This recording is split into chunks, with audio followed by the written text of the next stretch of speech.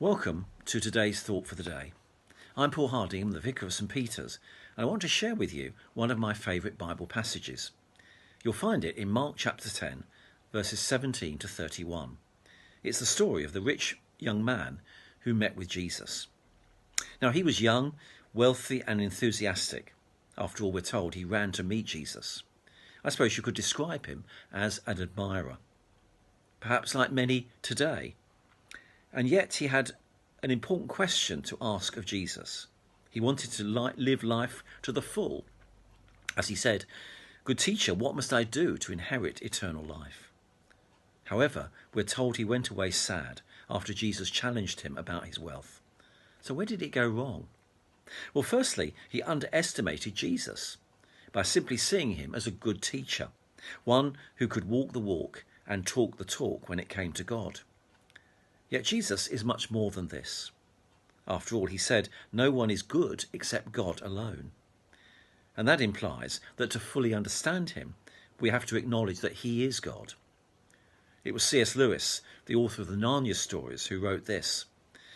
This is the one thing you must not say, that I'm ready to accept Jesus as a great moral teacher, but I don't accept his claim to be God. A man who was merely a man and said the sort of things Jesus said would not be a great moral teacher. You must make your choice. Either this man was and is the Son of God, or else a madman or something worse. You can shut him up for a fool, but you can fall at his feet and call him Lord and God. This young man missed the point. You can't be an admirer of Jesus if you want to take him seriously. You've got to be a follower. And that decision will affect the whole of your life. It means being ready to do, go, give and be whatever he calls you to. He doesn't just come to improve life, but to transform it. And that was certainly my experience when I became a Christian myself. He brought a new joy and peace to my life. I knew that God was part of my life for the first time, but life was never the same again. And here I am today speaking to you as a vicar. So the question is, are you an admirer or a follower of Jesus Christ? But secondly, this young man also underestimated the cost of following Jesus. After all, Jesus said, one thing you lack, go sell everything you have and give to the poor, and you will have treasure in heaven. Then come follow me. The challenge of selling everything was simply too much for him. And if we are to experience God's life to the full, we have to stop doing the things that prevent us from being wholehearted in our devotion to Jesus. In the case of this man, it was his money, but it will be different things for different people.